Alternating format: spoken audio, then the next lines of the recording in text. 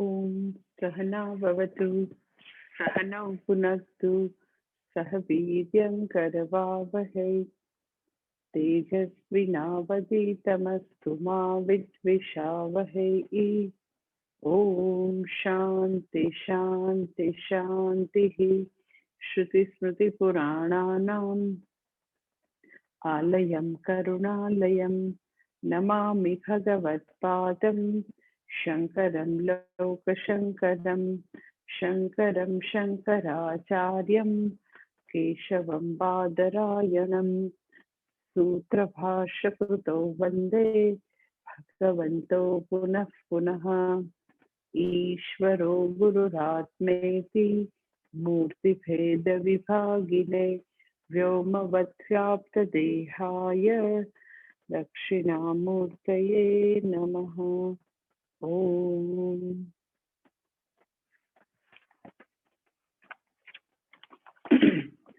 सर्ववेदान्त सिद्धान्त गोचरं तमगोचरं गोविन्दं परमानन्दं सद्गुरुं प्रणतोऽस्म्यहम्। दुर्लभं त्रयमेवैतत् देवानुग्ररहेतुकं मनुष्यत्वं मुमुक्षुत्वं महापुरुषसंश्रयः लब्ध्वा कथञ्चिन्नरजन्म दुर्लभं तत्रापि पुंस्त्वं श्रुतिपारदर्शनम् यस्त्वात्ममुक्तेन यतेत मूढधीः स ह्यात्मः स्वं विनिहन्त्य सदग्रहात्। पठन्तु शास्त्राणि यजन्तु देवान् कुर्वन्तु कर्माणि भजन्तु देवताः। आत्मैक्यबोधेन विना विमुक्तिः न सिद्ध्यति ब्रह्म शतान्तरेऽपि।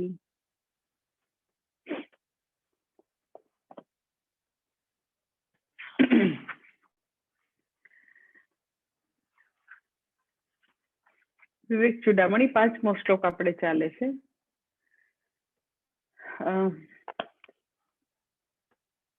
સોરી, ચોથો શ્લોક ચાલે છે. ગઈકાલે આપણે જોયું પઠંતુ શાસ્ત્રાણી યજંતુ દેવાન કુર્વંતુ કર્માણી ભજંતુ દેવતાહ. આપણે જોયું કે જનરલી લોકો જે રિલિજિયસ લાઈફ છે ત્યાં આગળ અટકી જતા હોય છે કે મંદિરમાં જતા હોય, પૂજન અર્ચન કરતા હોય, તપ કરતા હોય, એકાદશી કરતા હોય, બધા વ્રત નિયમોનું પાલન કરતા હોય. ઓર અમુક લોકો એવા સત્કર્મો કરતા હોય તો ત્યાં આગળ અટકી જાય કે જીવદયાનું કામ કરતા હોય તો એ લોકો એવું માને કે બીજું કંઈ કરવાની જરૂર નથી. પ્રેયર કરતા હોય તો એ લોકો એવું માને કે હવે મારે કંઈ કરવાની જરૂર નથી. એટલે અહીંયા આગળ એ બે વસ્તુનો સ્પષ્ટ ભેદ આપણી સામે આદિ શંકરાચાર્યજી મૂકે છે કે એ બધા કર્મો જે છે એ કરવાના જ છે, પરંતુ એ બધા કર્મો થકી વ્યક્તિને મુક્તિ નહીં મળે. મુક્તિ શેનાથી મળશે તો ચોથી લાઈનમાં કહે છે કે આત્મૈક્ય બોધેન વિના વિમુક્તિ. આત્મૈક્ય બોધ વિના મુક્તિ નથી. આત્મૈક્ય બોધ એટલે શું? તો કે જીવ ઈશ્વર એક્યનો બોધ. હું કોણ છું એવું બધાને સામાન્ય પોતા વિશેનું જ્ઞાન છે કે હું છું એ સ્વતઃ સિદ્ધ છે. હું છું એના માટે કોઈ પ્રમાણ વ્યાપારની જરૂર નથી. કોઈએ આંખથી કે કાનથી કે નાકથી કે પોતાની બુદ્ધિથી વિચાર કરવાની જરૂર નથી કે હું છું કે નહીં. તો હું સ્વતઃ સિદ્ધ છું, પરંતુ હુંનું યથાર્થ સ્વરૂપ જે છે બ્રહ્મ સાથે મારું એક્ય એ જ્ઞાન મને નથી. દેટ ઇઝ આત્મૈક્ય બોધ. હું છું એના માટે કોઈને કંઈ પૂછવાની જરૂર નથી. હું સ્વતઃ સિદ્ધ છું, સેલ્ફ એવિડન્ટ છું, એમાં કશાની જરૂર નથી. પરંતુ મારું ભગવાન સાથે, ઈશ્વર સાથે, પરબ્રહ્મ સાથે કેવી રીતે ઐક્ય છે, એના માટે તો કે શાસ્ત્ર ભણવા પડે. તો અહીંયા આગળ આદિ શંકરાચાર્યજી એ કહે છે કે શાસ્ત્ર દ્વારા, પ્રમાણ વ્યાપાર દ્વારા જ્યારે વ્યક્તિ શાસ્ત્ર પ્રમાણ દ્વારા એ ભણે, હુંનું યથાર્થ સ્વરૂપ જાણે, ત્યારે વ્યક્તિની મુક્તિ છે.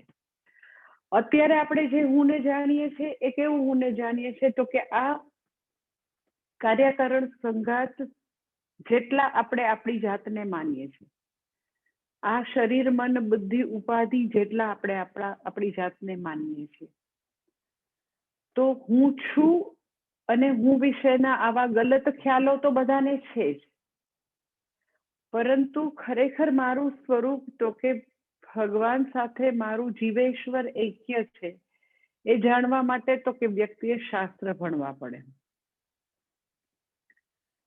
હવે શાસ્ત્ર દ્વારા આત્મ ઐક્ય બોધ, જીવેશ્વર ઐક્યનું જ્ઞાન વ્યક્તિ પ્રાપ્ત કરવાનો પ્રયત્ન કરે. હું એમાંય હુંનું યથાર્થ સ્વરૂપ, ખરેખર જે સ્વરૂપ છે એ જ્ઞાન પ્રાપ્ત કરવાનો પ્રયત્ન કરે, અને દુનિયાવી જ્ઞાન, એ બેયમાં બહુ બધો મોટો ફરક છે. આપણને એવું થાય ને કે હુંનું જ્ઞાન તો મને તો હું છું એ ખબર જ છે, એટલે હું છું એ ખબર છે, પણ હુંનું સાચું સ્વરૂપ મને નથી ખબર કે હું સચ્ચિદાનંદ આત્મા છું, હું પૂર્ણ છું, હું આનંદ સ્વરૂપ છું, હું તો કે એ સમગ્ર બ્રહ્માંડમાં જે તત્વ વ્યાપ્ત છે, ઈશ્વર વ્યાપ્ત છે, ઈશાવાસ્યમ ઇદમ સર્વમ, એની સાથે મારી એક રૂપતા છે, એ બધું મને જ્ઞાન નથી, એ બધું મને અનુભવાતું બી નથી, મને દેખાતું બી નથી. ઇન અધર વર્ડ, હુંનું યથાર્થ જ્ઞાન પ્રાપ્ત કરવું, એ પ્રાપ્ત કરીએ તો મારી મુક્તિ છે. મુક્તિ એટલે શું? તો કાયમ માટે દુઃખમાંથી આપણે છૂટી શકીએ. તો હવે વ્યક્તિ જ્યારે હુંનું જ્ઞાન પ્રાપ્ત કરવાનો પ્રયત્ન કરે, અને દુનિયામાં એ ફિઝિક્સ, કેમેસ્ટ્રી, બાયોલોજી, હિસ્ટ્રી એવું કઈ બી એનું જ્ઞાન પ્રાપ્ત કરવાનો પ્રયત્ન કરે, તો એ બેમાં પાયાનો શું ફરક છે? તો કે જ્યારે વ્યક્તિ ફિઝિક્સનું જ્ઞાન, કેમેસ્ટ્રીનું જ્ઞાન પ્રાપ્ત કરે, તો એને એટમ બની નથી જવું. જે વસ્તુનું જ્ઞાન પ્રાપ્ત કરવું છે એને જ્ઞેય કહેવાય.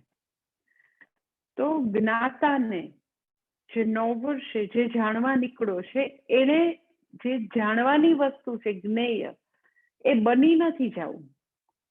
એટલે એ ફિઝિક્સમાં ચાહે પીએચડી કરે, એનાથી આગળ પણ ઘણા બધા પોતાના રિસર્ચ પેપર બધા રજૂ કરે, ફિઝિક્સમાં જ એ 2-3 જુદા જુદા સબ્જેક્ટમાં પીએચડી કરે, એને નોબેલ પ્રાઇઝ મળી જાય, કાંઈ બી કરે, ખૂબ જ વિદ્યા પ્રાપ્ત કરે ફિઝિક્સમાં, તો બી ફિઝિક્સની વિદ્યા અને વિદ્યા પ્રાપ્ત કરનાર જ્ઞાતા બંને હંમેશા જુદા રહેવાના, જ્ઞાતા અને જ્ઞેય. જ્ઞાતાને કદી જ્ઞેય રૂપ બનવું નથી, એને એટમ બની જવું નથી, એને પ્રોટોન, ઇલેક્ટ્રોન, ન્યુટ્રોન બની નથી જવું. એ બધું જ્ઞાન પ્રાપ્ત કરવાનો પ્રયત્ન કરે છે, પણ એ બંને જુદા છે. જ્યારે કે આત્માનું જ્ઞાન પ્રાપ્ત કરવાનો જ્યારે વ્યક્તિ પ્રયત્ન કરે, શાસ્ત્ર ભણવાનું શરૂ કરે, તો ભલે આપણને એવું લાગે કે વ્યક્તિ શાસ્ત્ર પ્રમાણ દ્વારા, શાસ્ત્ર પ્રમાણનો જ્યારે વ્યાપાર કરે, ઇન અધર વર્ડ એ શાસ્ત્રનું શ્રવણ કરે ગુરુ મુખેથી, તો ભલે આપણને એવું લાગે કે વ્યક્તિ અત્યારે શ્રોતા છે, એ જ્ઞાતા છે, એ શબ્દોની જ્ઞાતા છે, અરે એ શબ્દો જે છે એ જાણે છે, અત્યારે સાંભળે છે, પરંતુ એ જે જ્ઞાતા છે એને જ્ઞાન ક્યારે થશે? તમે જોજો, બહુ એકદમ સૂક્ષ્મ મુદ્દો છે. એ જે જ્ઞાતા શાસ્ત્રના શબ્દો સાંભળે છે અત્યારે શ્રોતા બનીને, તો એનું જે સાંભળવાપણું છે, શ્રોતાપણું, એનું જે એનું અત્યારે જ્ઞાતાપણું છે, એવું કહી શકાય કે નૈનસેક છે, ખાલી ખાલી છે. એનું જ્ઞાતાપણું નૈનસેક ખાલી ખાલી એટલે શું? તો કે જે અત્યારે શાસ્ત્રના શબ્દોને સાંભળી અને એનું જ્ઞાન જાણવાનો પ્રયત્ન કરે છે, સાંભળીને એ શું છે એ સમજવાનો જે પ્રયત્ન કરે છે, એ જ્ઞાતા ના સ્વરૂપની વાત થઈ રહી છે. શાસ્ત્ર શું બતાવે છે? તો કે જે સાંભળી રહેલી વ્યક્તિ છે એના પોતાના સ્વરૂપની વાત થઈ રહી છે. સમજાય છે? એટલે હવે જે જ્ઞાતા છે એ જ જ્ઞેય છે. એટલે જ્ઞાતાને જ્ઞાન ક્યારે થશે? તો કે જ્ઞાતા જ્યારે ડિઝોલ્વ થઈ જશે, ત્યારે જ્ઞાતા રહેશે નહીં, ત્યારે જ્ઞાતાનું અસ્તિત્વ ઝીરો થઈ જાય, જ્ઞાતા રહેશે જ નહીં, ત્યારે એને જ્ઞાન થાય. એનું જ્ઞાતાપણું એઝ ધો છે. જે વ્યક્તિ શ્રવણ કરી રહી છે, જે જ્ઞાન પ્રાપ્ત કરવાનો પ્રયત્ન કરી રહી છે, એની જ વાત થઈ રહી છે.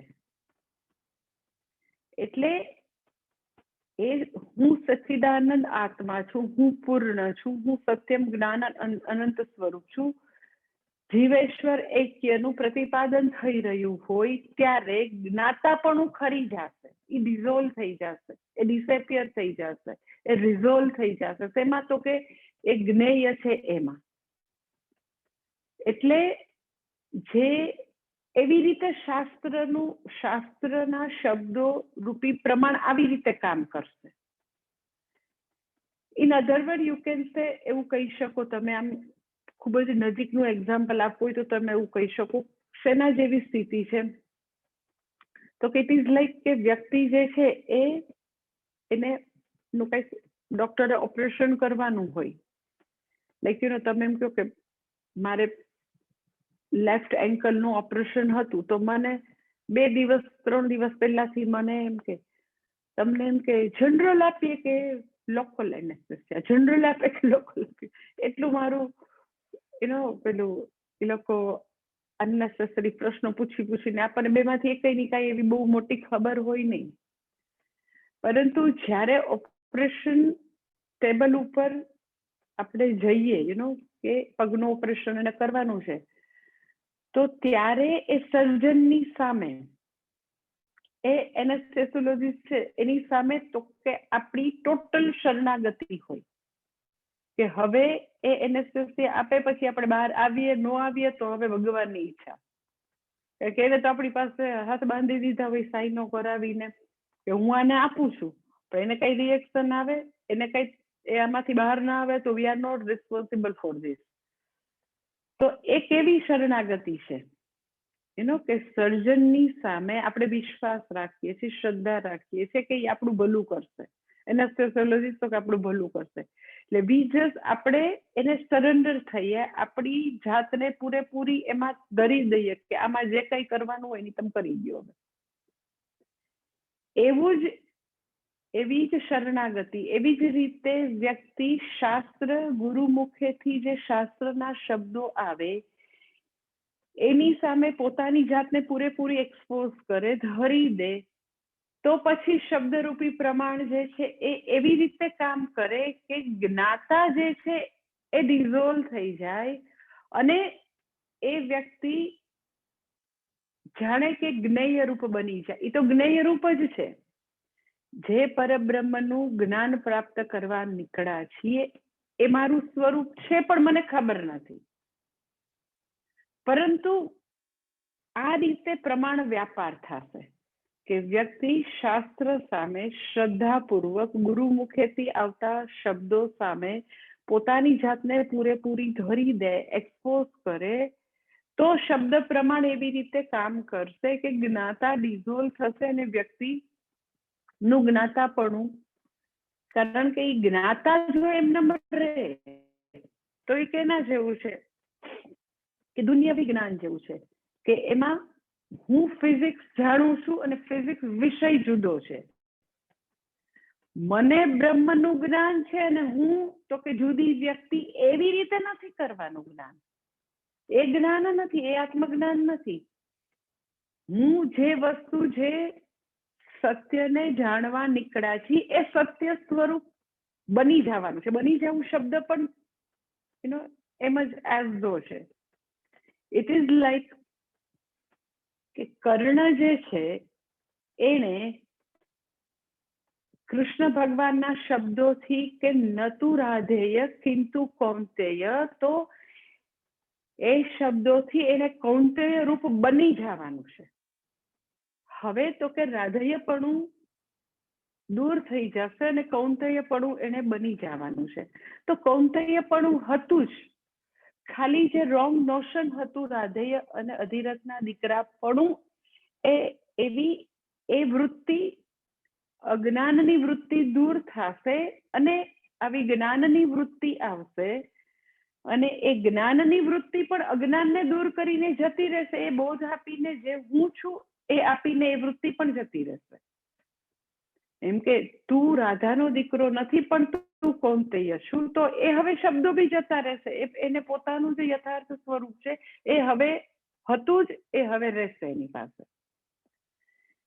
એટલે શાસ્ત્રના શબ્દોનો પ્રમાણ વ્યાપાર આને કહેવાય.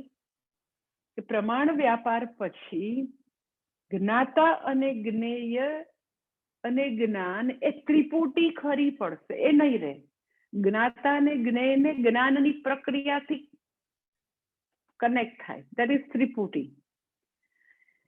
એટલે કર્ણ જે છે એ જ્ઞાતા છે,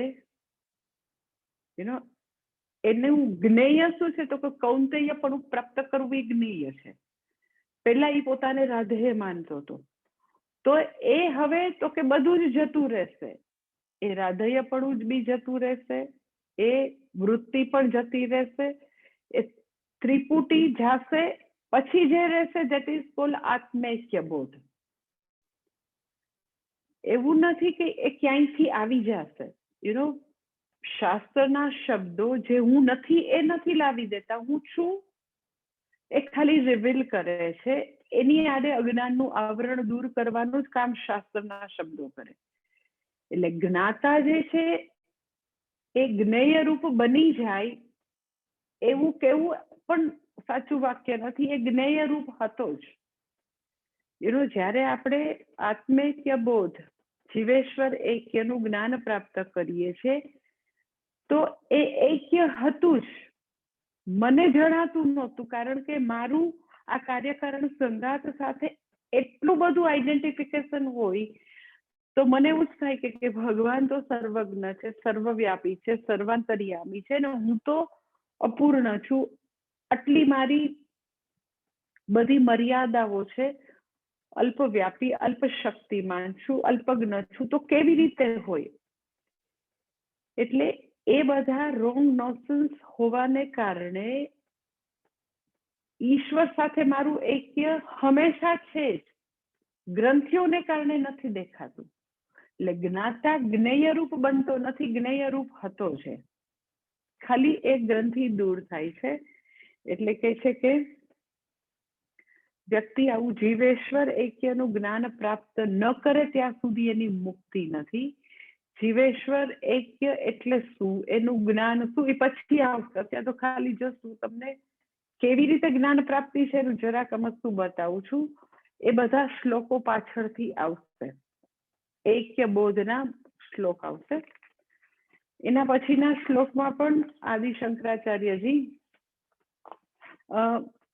જ્ઞાનના પુરુષાર્થમાં કર્મનું શું સ્થાન છે એ હજી વધારે સ્પષ્ટ કરે છે.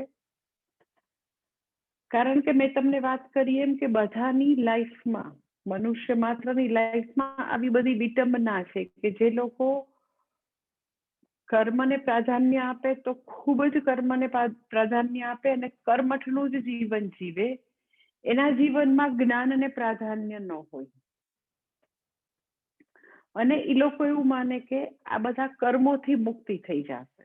જે અત્યારે બધા કર્મની વાત કરીએ, અત્યારે વાત કરીને કે વ્યક્તિ બધું પૂજા પાઠ કરે, શુભ કર્મો બધા કરે, એ બધા મંદિરમાં પૂજા કરે, પઠંતુ શાસ્ત્રાણી યજંતુ દેવાન. તો જે લોકો આવા શુભ કર્મો કરતા હોય તો ઇન્વેરિયેબલી એ લોકોને એવું લાગે કે હવે કર્મ પછી જ્ઞાનની જરૂર નથી. તો હવે પછીના શ્લોકમાં, 5મા શ્લોકમાં આદિ શંકરાચાર્યજી કર્મ અને જ્ઞાનનું સ્વરૂપ અને કર્મ અને જ્ઞાનનું રિલેશનશિપ જે છે એ ક્લિયર કરે છે કે એકલું કર્મ બી કઈ નહીં કરી શકે, એટ ધ સેમ ટાઈમ એકલું જ્ઞાન પણ કઈ નહીં કરી શકે.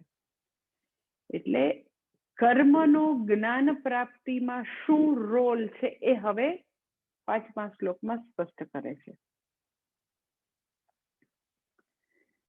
ચિત્તસ્ય શુદ્ધયે કર્મ ન તુ વસ્તુપલબ્ધયે વસ્તુ સિદ્ધિર્વિચારેણ ન કિંચિત કર્મ કોટિભિઃ.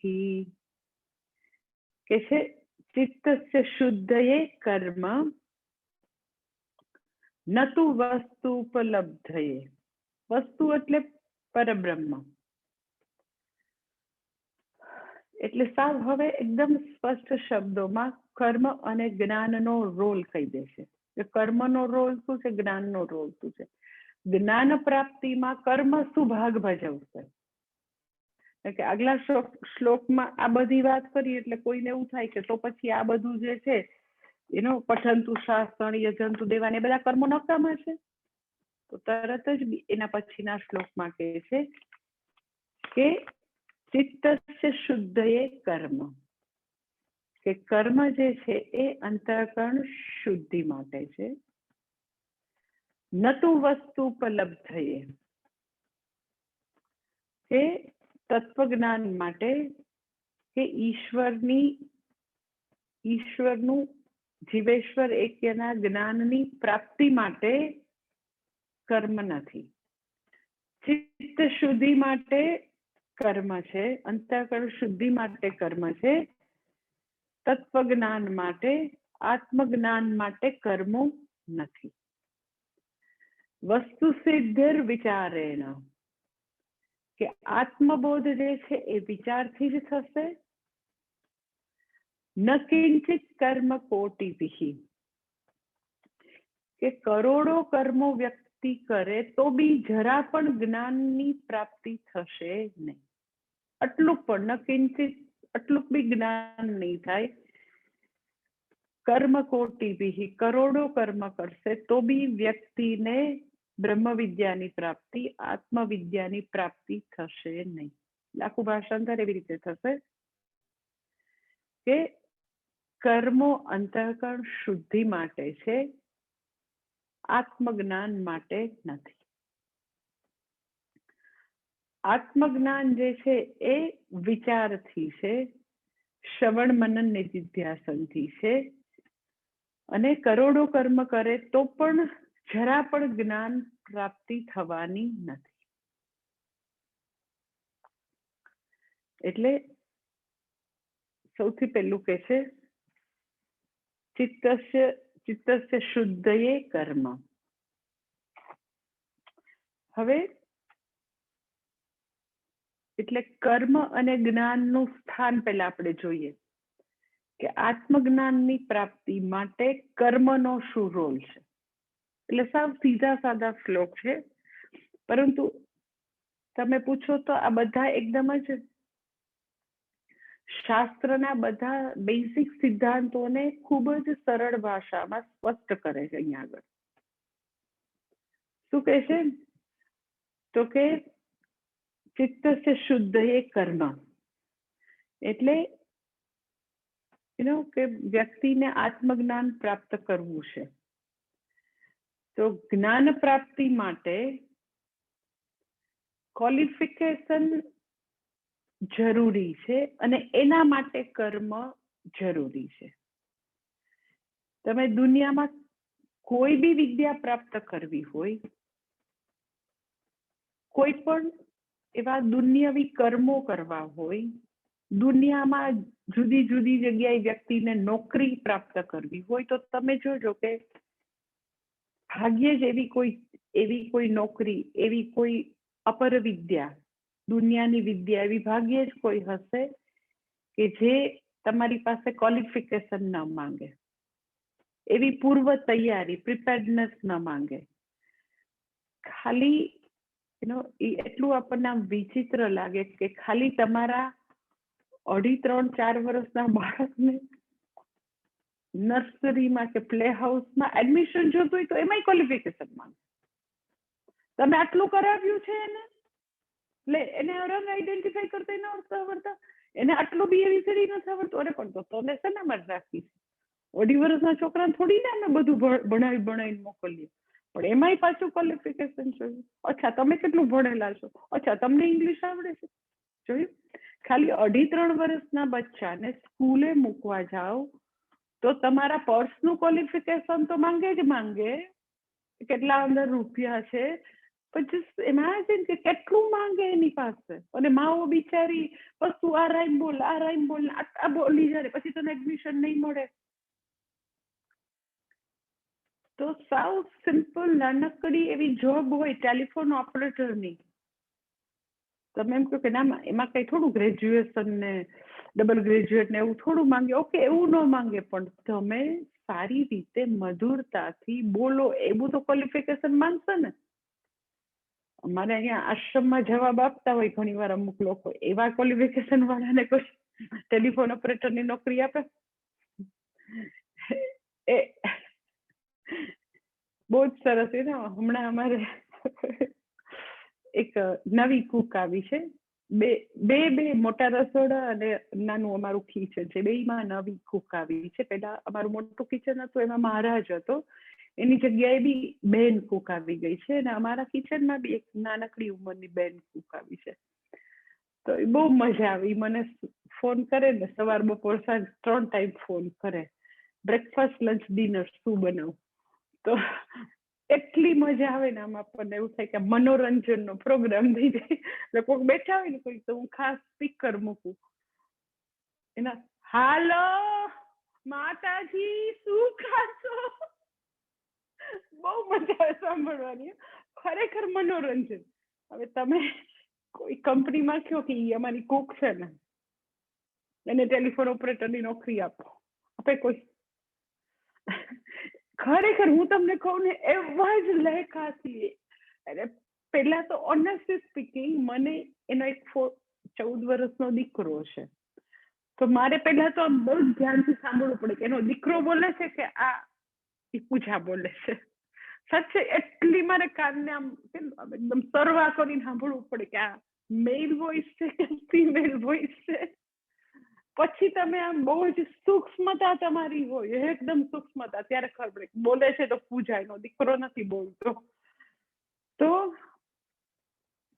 સિમ્પલ નાનકડી ટેલિફોન ઓપરેટરની નોકરીમાં બી યુ નીડ સમ ક્વોલિફિકેશન કે તમે મધુરતાથી બોલો, ટુ ધ પોઈન્ટ બોલો, વગેરે વગેરે.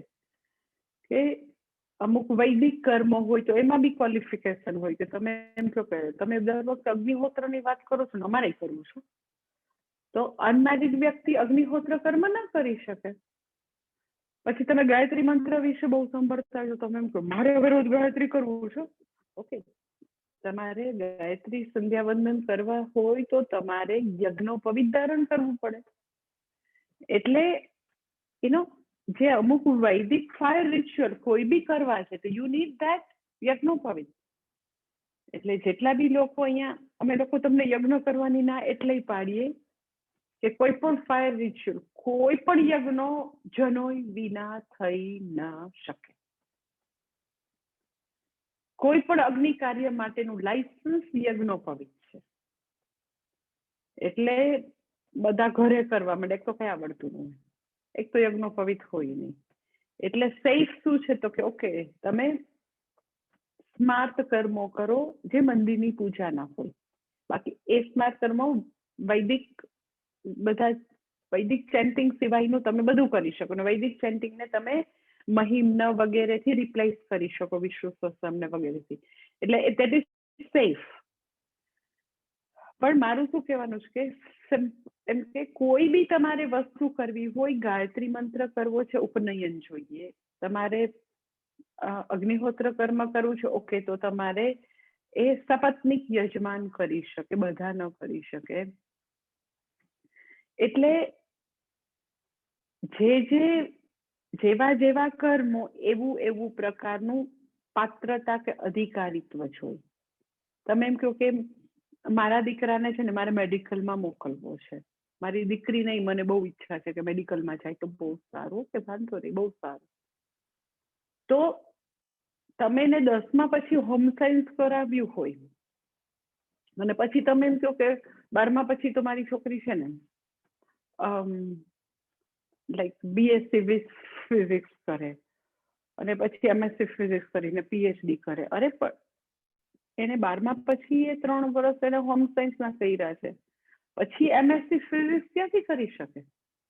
તમારે MSc ફિઝિક્સ કરવું છે, PhD કરવું છે ફિઝિક્સમાં, તો આગળ સાયન્સનો બેઝ જોઈએ, એ ક્વોલિફિકેશન છે. તો તમે એમ કહો ના પણ હોમ સાયન્સ. તો પૂજ્ય સ્વામીજીને ખબર નહીં એમ કે હોમ સાયન્સ હોય ને તો એને બહુ જ એવું થતું હતું કે એ ખરેખર હોમ સાયન્સમાં તમે સાયન્સ પાછળ લગાડ્યું છે, ઇટ ઇઝ ટોટલી અનનેસેસરી, કઈ એવી કોઈ વસ્તુ છે જ નહીં. પણ લોકોને એવું થાય કે હા તો આવું કરી શકાય ને, કે MSc ફિઝિક્સ કરી શકાય, PhD કરી શકાય, પણ એમાં કોઈ સિમિલર નથી કે BSc ફિઝિક્સ અને BSc હોમ સાયન્સમાં કાંઈ જ સિમિલર નથી, કાંઈ જ. એનીવે, ટૂંકમાં મારું કહેવાનું એ છે કે તમારે જેવા જેવા પ્રકારનું ભણતર હોય તો એવી પાત્રતા જરૂરી, એવા કર્મો કરવા છે તો પાત્રતા જરૂરી, એવી જોબ જોઈએ છે તો પાત્રતા જરૂરી. તો જે મને જન્મો જન્માંતરના દુઃખમાંથી છોડાવનારી આત્મવિદ્યા હોવી, એમાં તો ક્વોલિફિકેશન હોય જ ને. આ બધામાં તમે એવું માની લ્યો કે અપર વિદ્યાનું ક્વોલિફિકેશન જોઈએ, ફોર્મલ એજ્યુકેશન, બહારની જે સ્કૂલ કોલેજની વિદ્યાનું ક્વોલિફિકેશન જોઈએ, તો આમાં તો કે ઇનર ઇન્ફ્રાસ્ટ્રક્ચર રૂપ ક્વોલિફિકેશન જરૂરી છે.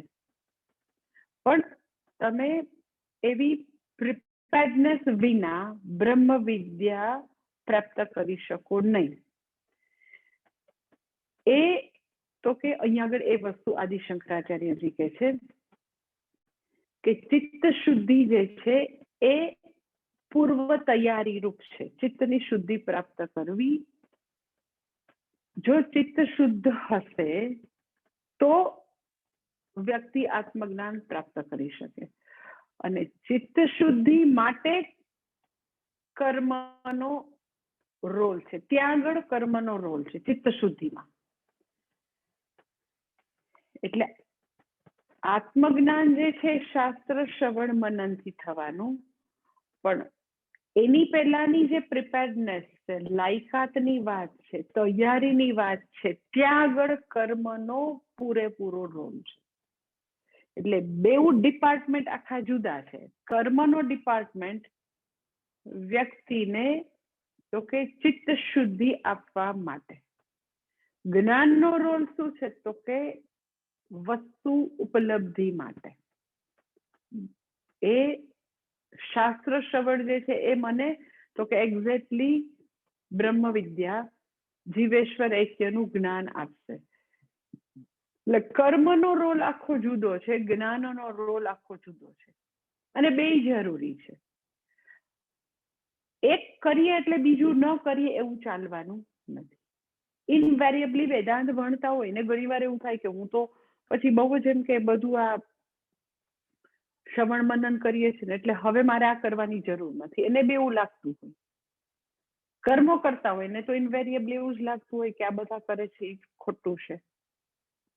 એટલે કર્મ અને જ્ઞાનનું સ્વરૂપ આપણને ખબર હોય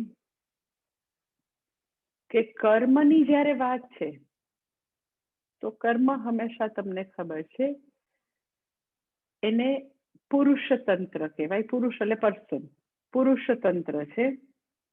ઓર કર્તૃતંત્ર, કરનાર તંત્ર એટલે એના વશમાં છે, કર્તૃતંત્ર અથવા પુરુષતંત્ર, કરનારના વશમાં હોય પુરુષતંત્ર એટલે કર્મનું સ્વરૂપ કેવું તો કે કર્તૃતંત્ર.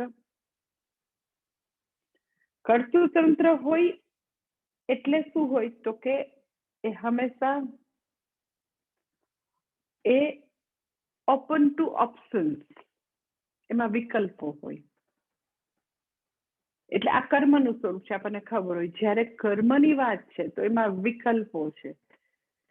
વિકલ્પો છે કે આમ બી કરી શકાય, આમ પણ કરી શકાય. ઇન અધર વર્ડ ચોઇસીસ છે, ફ્રીડમ છે, ફ્રી વિલ છે.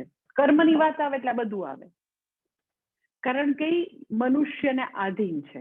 પુરુષતંત્ર એટલે વ્યક્તિને આધીન છે કર્મ, એટલે ઓપ્શન્સ ખુલ્લા છે. એટલે મને બધી ચોઈસ છે, ફ્રીડમ છે, મને ફ્રી વિલ છે. એટલે હું કરી શકું, ન કરી શકું, જુદી રીતે કરી શકું, બધા ઓપ્શન છે. જ્ઞાનનું સ્વરૂપ કેવું છે? જ્ઞાન જે છે, is it open two choices, કે એમાં જુદી જુદી ચોઈસ છે મારી પાસે? તો કે ના, જ્ઞાન છે એ વસ્તુતંત્ર છે, પ્રમાણતંત્ર છે. યથા વસ્તુ તથા જ્ઞાનમ. જેવી વસ્તુ હોય, જેવું ઓબ્જેક્ટ હોય, જેવો પદાર્થ હોય, એવું જ એ જ રીતે મારે એનું જ્ઞાન પ્રાપ્ત કરવું પડે. એમાં મને કોઈ પણ પ્રકારના વિકલ્પો નથી. વસ્તુતંત્ર એટલે શું તો કે ઓબ્જેક્ટ જેવો હોય, જેવો પદાર્થ હોય એવું જ જ્ઞાન હોય. અને એ પદાર્થ માટે મારે જેવો પદાર્થ, જેવું જ્ઞાન પ્રાપ્ત કરવું હોય એવું જ પ્રમાણ વાપરવું પડે. એટલે ત્યાં ચોઇસીસ છે જ નહીં. ધારો કે હું તમને એવું કહું ને કે આ જે છે એ તો કે ઓરેન્જ રોઝ છે, તો તમે મને એવું ન કહી શકો કે ના મારે તો એને બનાના રૂપે જોવું છે, ના મારે તો એને ઓરેન્જ ફૂલને નારંગી રૂપે જોવું છે, મારે તો એને એપલ રૂપે જોવું છે. એટલે આમાં બે વસ્તુ છે કે મારે આંખ, જો મારે કલર જોવો છે તો આંખ જ વાપરવી પડે, એક વસ્તુ. પછી એ જે રીતે છે એમ જ મારે જોવું પડે, બે વસ્તુ થઈ. કલર માટે આંખ જ વાપરી શકાય. હું એમ કહું ના મારે ફોર અ ચેન્જ હવે કાન બી વાપરું છું, ફોર અ ચેન્જ હું તો નાકથી હું તો એને ઓરેન્જ છે એવું કહીશ, નાક પાસે લઈને એમ કે ઓરેન્જ ફૂલ છે. તો એ ઓરેન્જ રોઝ ને ઓરેન્જ રૂપે જ મારે જોવું પડે. ઈ નારંગી કે દાડમ એમ ન જોઈ શકાય. અને એને મારે આંખથી જ જોવું પડે, કાન મને કઈ જ્ઞાન નહીં આપે. એટલે બીજા જે પ્રમાણ છે, કાન રૂપી પ્રમાણ, ત્વચા રૂપી પ્રમાણ, એનો અહીંયા કઈ રોલ નથી. જો મારે એનો કલર જે છે એ જોવો હોય તો એક જ પ્રમાણ છે, દેટ ઇઝ આંખ. In other word you can say, જ્ઞાનની વાત હોય ત્યારે મારી પાસે કોઈ ચોઇસીસ નથી. એ જેવું છે એમ જ જોવું પડે, અને એના માટે જે પ્રમાણ વાપરવાનું હોય એ જ હું વાપરી શકું. એટલે જ્ઞાન કદી તો કે જુદી એવી કોઈ જ્ઞાન પ્રાપ્તિ માટે એવી કોઈ જુદી ફ્રીડમ, કોઈ ફ્રી વિલ, કોઈ ચોઇસીસ, કોઈ ઓપ્શન્સ મારી માટે અવેલેબલ નથી. એટલે કર્મ અને જ્ઞાનનું આટલું મને બેઝિક એનું સ્વરૂપ ખબર હોય કે શાસ્ત્ર રૂપી પ્રમાણથી મારે હુંના સ્વરૂપનું જ્ઞાન પ્રાપ્ત કરવાનું છે. તો કોઈ એમ કે ના પછી તો હું છે ને ધ્યાનમાં બેસીને આંખો બંધ કરીને હું જોઈ લઈશ. એના જેવું છે. કોઈ એમ કે ના પછી 1+1 છે ને એમ કે એને તો કોઈ વાર 2 કહેવાય, કોઈ વાર પછી 4 કહેવાય, અને કોઈ વાર પછી 20 કહેવાય. એટલે જ્ઞાન જે છે એ યથા વસ્તુ તથા જ્ઞાનમ, જેવું વસ્તુ છે એવું જ જ્ઞાન, અને જે પ્રમાણથી થતું એમ જ થાય. એમાં કોઈ પણ પ્રકારના વિકલ્પો કદી આવતા જ નથી ક્યાંય, દુનિયાવી જ્ઞાનમાં પણ નહીં અને પરવિદ્યામાં પણ નહીં. અપરવિદ્યામાં પણ ચોઇસીસ નથી અને પરવિદ્યામાં પણ કોઈ બી ચોઇસ આપણી પાસે અવેલેબલ નથી. ખાલી કર્મની વાત હોય તો મેં તમને કીધું એ કર્તૃતંત્ર અથવા પુરુષતંત્ર છે, તો એમાં બધું અવેલેબલ છે. જ્ઞાનમાં એવી કોઈ પણ પ્રકારની આપણને એવી ચોઇસ મળતી નથી.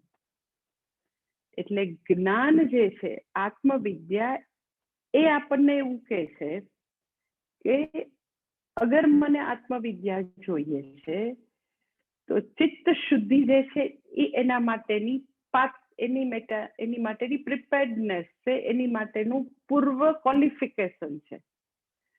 પહેલા મને એની જ્ઞાન પ્રાપ્ત કરતા પહેલા મને આટલું જોઈએ તો હું એ પ્રમાણ વ્યાપાર શક્ય બનશે. અધરવાઇઝ તો કે શાસ્ત્રના શબ્દોનો જે વ્યાપાર થવાનો હોય, શાસ્ત્રના શબ્દો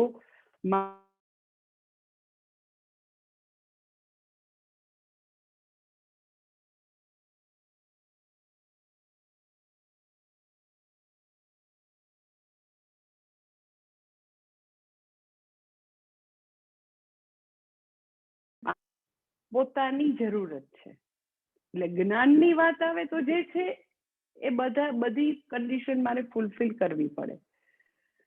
એટલે ચિત્ત શુદ્ધિ જે છે, એટલે વેદાંતના જ્ઞાન માટે ચિત્તની શુદ્ધિ પણ જરૂરી છે પ્રિપેર્ડનેસમાં, અને ચિત્તની સૂક્ષ્મતા પણ જરૂરી છે.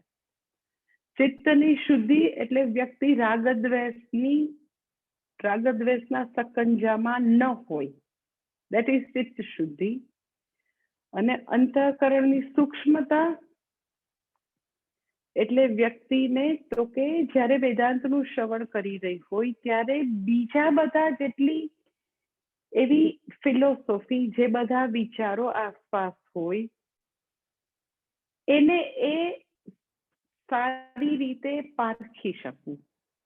સારી રીતે પારખવું એટલે શું? તો કે જે કાંઈ દુનિયામાં એવી ઉપલબ્ધ છે, બધી સોકોલ બધી જે સ્કૂલ ઓફ થોટ્સ, વિચારો, બધાના પોતાની ફિલોસોફી, એમાં રહેલી ફેલસી જોવાની ક્ષમતા, ધેટ ઇઝ કોલ્ડ સૂક્ષ્મતા.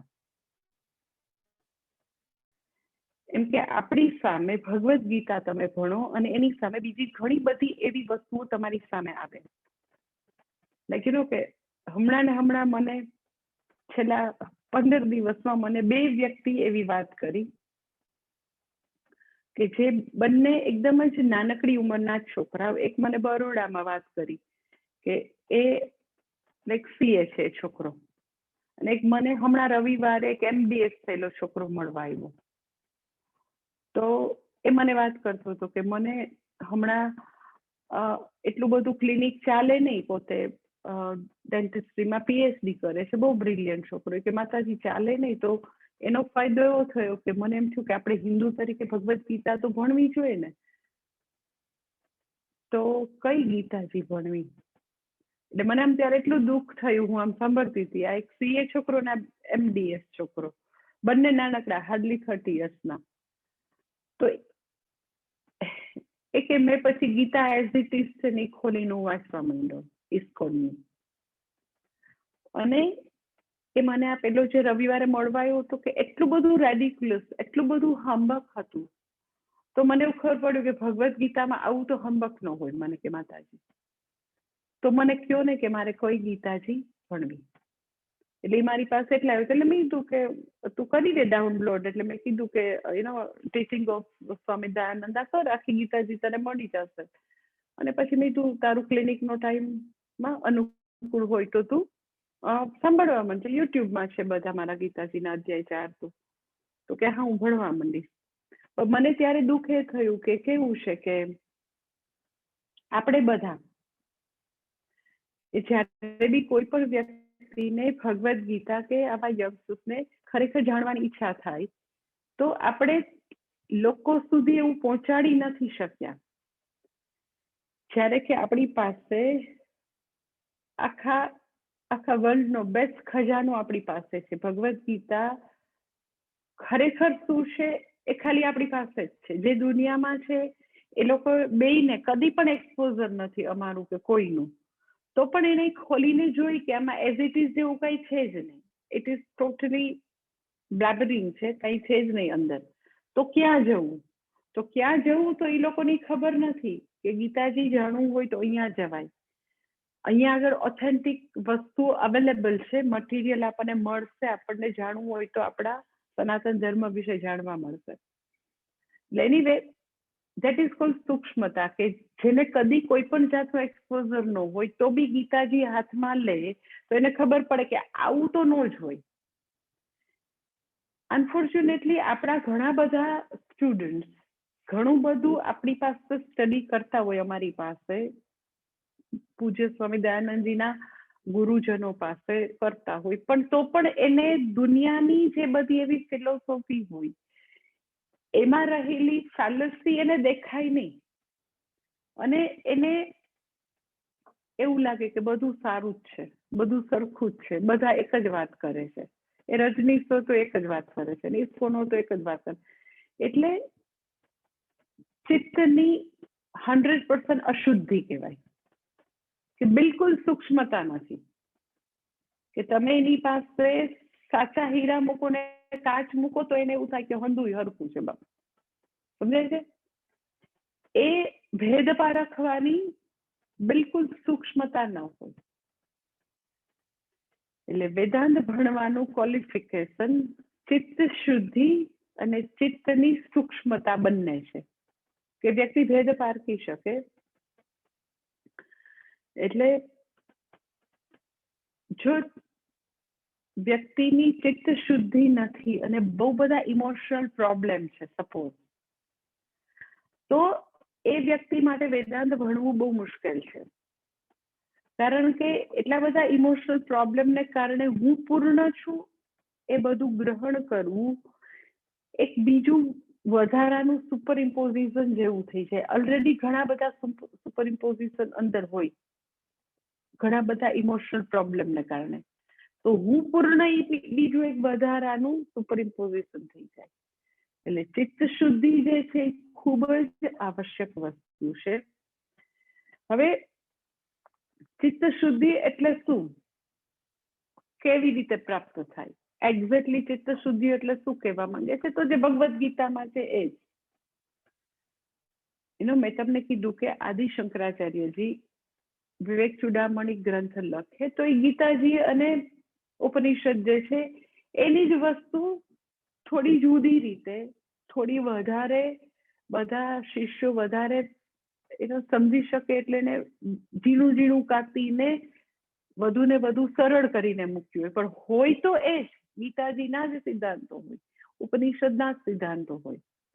એટલે ચિત્ત શુદ્ધિ કહીને એક જ વસ્તુ અહીંયા કહેવું છે.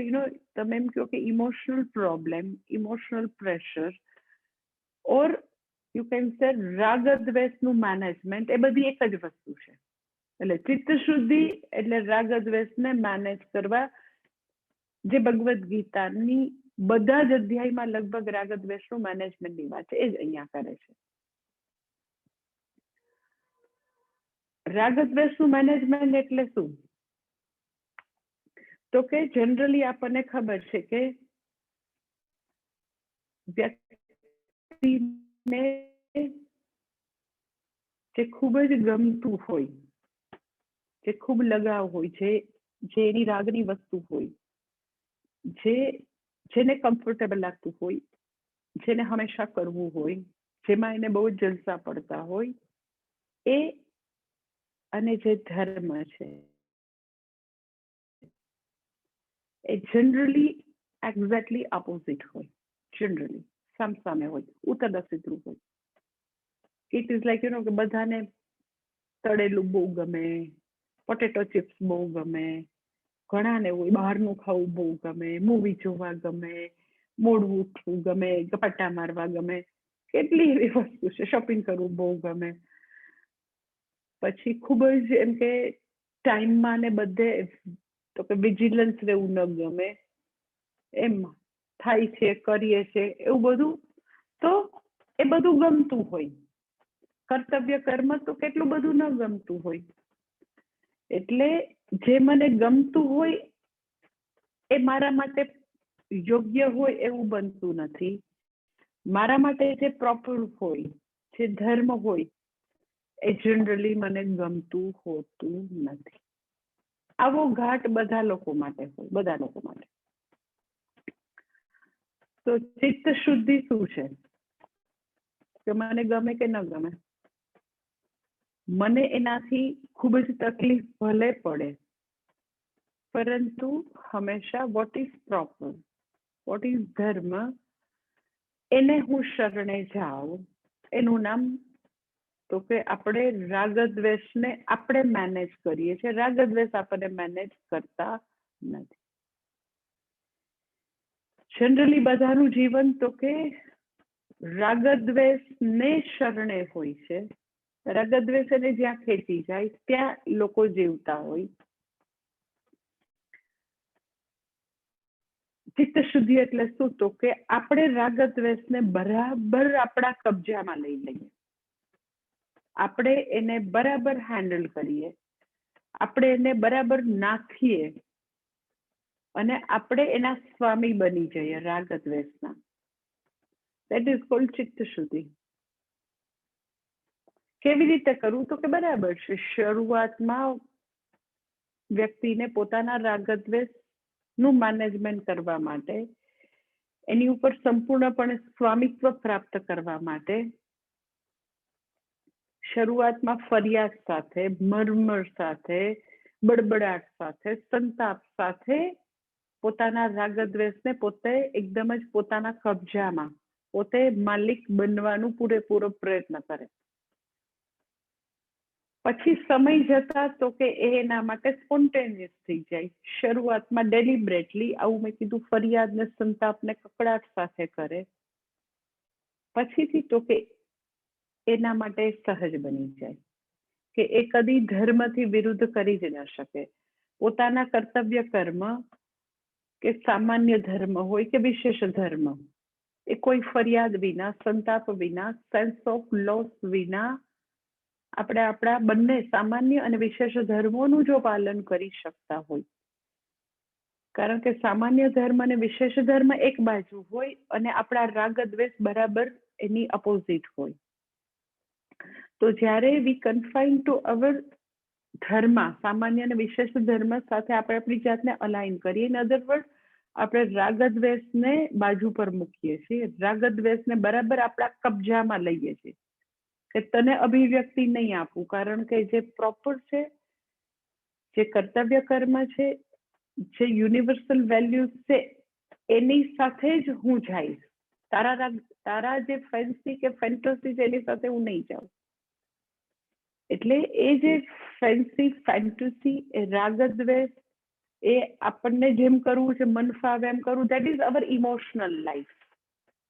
એ બધી ઇમોશનલ પ્રેશર છે. તો આપણે એ ઇમોશનલ પ્રેશરને તો કે બરાબર આપણા કબજામાં લઈ લીધું કે ના, એ પ્રોપર હશે ને એવી જ ઇમોશન્સને અભિવ્યક્તિ મળશે, ગમે ને નહીં મળે. એટલે આપણે જ આપણી જે બધી લાગણીઓની આડાવડી અભિવ્યક્તિ હતી એને આપણે તો કે આવી રીતે સ્ટ્રીમલાઇન કર્યું, અલાઇન કર્યું ધર્મ સાથે. ઇમોશન્સને અભિવ્યક્તિ બંધ નથી કરી, પણ જે ઇમોશન્સ ધર્મ સાથે અલાઇન છે, ધર્મ સાથે કન્ફાઇન થતી વસ્તુઓને આપણે અભિવ્યક્તિ આપીએ છીએ. એટલે જ્ઞાની વ્યક્તિ છે એ પણ લાગણી સભર હોય પૂરેપૂરી.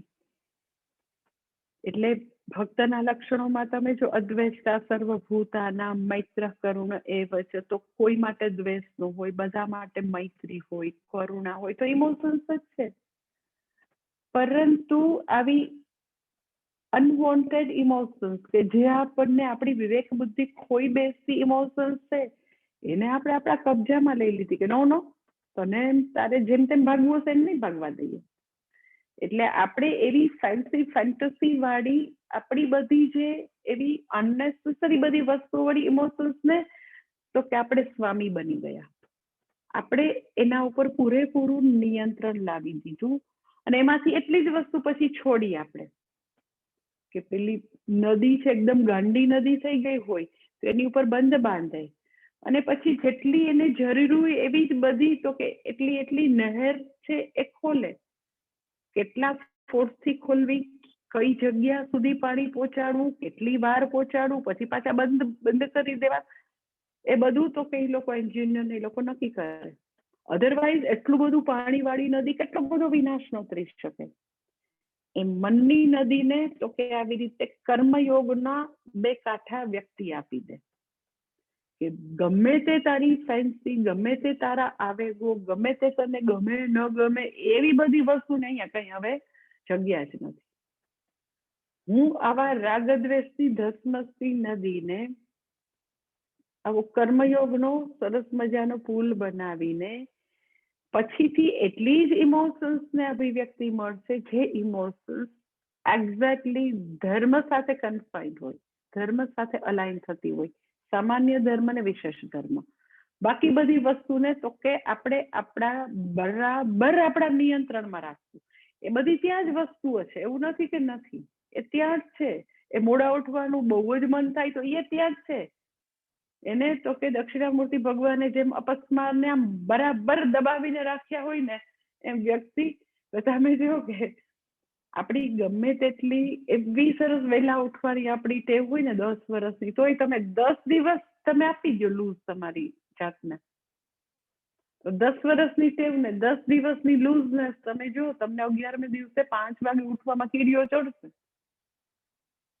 એટલે એનો ડિસિપ્લિન લાઈફ જે છે એ આટલા બધા વર્ષોની, તો તમને એવું થાય કે પણ પછી ઓલી અસ્તિત્વ વહી ન ગઈ હોય, કાંઈ ન જાય. એટલે દક્ષિણામૂર્તિ ભગવાનની પગ નીચેના રાક્ષસો મરી નથી ગયા.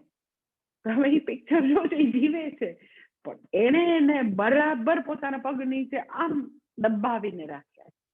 એમાં આપણે આપણા મનના બધા અપસ્મારને, એ રાગદ્વેષ રૂપી અપસ્મારને બરાબર તો કે શ્રવણ મનન વિવેક બુદ્ધિ ના ની શક્તિથી, એ પગના જોરથી એને આપણે દબાવીને રાખવાના. જો એ શ્રવણ મનનનું ગુરુ સેવા શુશ્રૂષાનું પગની શક્તિ જો ઓછી થઈ જાય તો જો એનું જોર કેવું વધી જાય. તમે ભણવાનું થોડું મૂકી દો અને શોપિંગ, અત્યારે તો કોરોના છે, શોપિંગ ચાલુ કરી દો, પાર્ટીઓ ચાલુ કરી દો, કિટી પાર્ટી ચાલુ કરો, બાજુવાળા મારે ઓટલે બેસવાનું ચાલુ કરી દો, મારી તારી કરવાનું ચાલુ કરી દો. તો તમે માતાજી કેટલા વર્ષથી અમે તો શ્રવણ કરતા હતા, ખાલી 2 મહિના થોડા ગપ્પાટા માર્યા અને સંસારની વાતો કરવા માંડ્યા, એમાં તો બધું ક્યાં ઉડી ગયું. એટલે અપસ્માર મરી નથી ગયા. વાત એ છે દક્ષિણામૂર્તિ ભગવાને તો કે એને બરાબર દબાવીને રાખ્યા છે. એટલે રાગદ્વેષ મેનેજમેન્ટ જે છે એ આખી લાઈફની પ્રેક્ટિસ છે. એટલે ચિત્ત શુદ્ધિ જે છે એ કોઈ એમ કે હમણાં એક ભાઈ રાજકોટમાં મને મળવા આવ્યા હતા, મને કે મારે થોડા પ્રશ્નો છે કે મને, હા વાંધો નહીં આવો ને. હવે એમ કે તમારી પાસે ને સ્વામીજી પાસે આટલું આત્મજ્ઞાન ને બધું શાસ્ત્રનું શ્રવણ કરીએ, પછી એમ કે તમે એમ કહો છો કે આટલી મારે ગાયત્રી કરવાની. મેં કીધું તમને તો 7 વર્ષના 6 વર્ષના હતા ત્યારથી આપી છે ને તમારા ફાધરે જનોય, તો કે હા. તો મેં કીધું ગુજરીએ ને ગુજરીએ ત્યાં સુધી ગાયત્રી કરવાની, કારણ કે એ આપણા ચિત્તની અંદર જન્મો જન્માંતરની કેટલી અશુદ્ધિ છે કોને ખબર છે. ક્યારે આપણું ચિત્ત જે છે એ આપણને આત્મવિચારથી સાવ 180 ડિગ્રી ઊંધા બી લઈ જઈ શકે. યુ ડોન્ટ નો કેટલી અશુદ્ધિ અંદર છે. એટલે આપણે બધા ઉત્તમ અધિકારી નથી, મધ્યમ અધિકારી બી નથી ઘણી વાર. એટલે શ્રવણ મનન નિધિધ્યાસનની સાથે ચિત્ત શુદ્ધિનો પ્રયત્ન અપ ટુ લાસ્ટ બ્રેથ ચાલુ રાખવાનો, કારણ કે ઉત્તમ નથી કહેતા જેવા ક્યાં અધિકારી છે. એટલે ચિત્ત શુદ્ધિ માટે રાગદ્વેષ, ચિત્ત શુદ્ધિ મીન્સ તો કે રાગદ્વેષનું મેનેજમેન્ટ, અને એના માટે તો કે વ્યક્તિએ આવી રીતે શરૂઆતમાં એવું જરૂર બને કે વ્યક્તિ જે છે એ થોડી ખૂબ જ પ્રયત્નપૂર્વક કરવું પડે. કર્તવ્ય કર્મનું પાલન, સામાન્ય ધર્મનું પાલન, થોડું આવું દુઃખ સાથે, પછી સેન્સ ઓફ લોસ સાથે કે મારે જ કરવું પડે જો બીજા નથી કરતા, પછી મેં આટલું કર્યું તો મારો કેટલો સમય બગડી ગયો, એટલે સેન્સ ઓફ લોસ સાથે, મરમર સાથે થાય. પણ પછીથી over the period of time વ્યક્તિ માટે એ સ્પોન્ટેનિયસ બની જાય ને ધેટ ઇઝ ઓનલી, ખરેખર તમે મને પૂછો તો સાચો હ્યુમન ગ્રોથ એ છે કે વ્યક્તિ સહજતાથી સામાન્ય ધર્મ અને વિશેષ ધર્મની સાથે સાથે જ હંમેશા ચાલે, સહજતાથી, એને પોતાની જાત સાથે સંઘર્ષ ન કરવો પડે. એટલે ઘણા લોકો એવું કહેતા હોય યુ નો કે અમે લોકો તો બધું જેમ કે પ્રમાણિકતાની રાહ પર ચાલીએ છીએ, કોઈ દિવસ ખોટું નથી કરતા, તો બી એમ કે અમારી સાથે કેમ આવું થાય છે. તો પ્રમાણિકતા અને નીતિની રાહ પર ચાલવું એ કોઈ આપણે બહુ મહાન વસ્તુ કઈ નથી કરી રહ્યા, એ દરેક મનુષ્ય પાસેથી અપેક્ષિત છે, એ જ કરી રહ્યા છીએ. વિડંબના એ છે, અનફોર્ચ્યુનેટ એ છે કે બહુ બધા માણસો નથી કરતા, એટલે જે કરતા હોય એ લોકો બહુ મહાન છે એવું આપણને લાગે છે. એટલે બધાએ સામાન્ય અને વિશેષ ધર્મનું પાલન બધાએ કરવાનું છે. એટલે લોકો ઘણી વાર એમ પૂછે કે એકદમ નીતિની રાહ પર ચાલે તો ભગવાન એને જો ને કેટલી કસોટી મોકલે છે. અરે પણ તમારે એક મનુષ્ય તરીકે જે કઈ મનુષ્યના ધર્મો છે એ તો પાલન કરવાના જ હોય ને. એટલે એવું જરૂર બને કે વ્યક્તિ પોતાના રાગદ્વેષને મેનેજ કરવાનું શરૂઆતમાં એને ડિફિકલ્ટ લાગે, એટલે ઘણા બધા સંતાપ અને સેન્સ ઓફ લોસ સાથે કરે, પછીથી જ્યારે સહજ બની જાય અને એવું સેન્સ ઓફ લોસ ફીલ ના થાય અને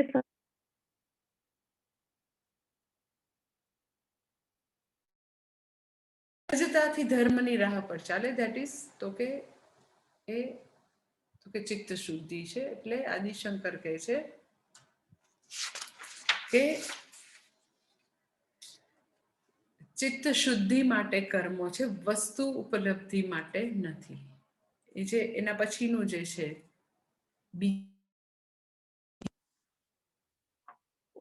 ઓમ પૂર્ણમદ પૂર્ણમિદં પૂર્ણાત પૂર્ણમુદચ્યતે પૂર્ણસ્ય પૂર્ણમાદાય પૂર્ણમેવાવશિષ્યતે.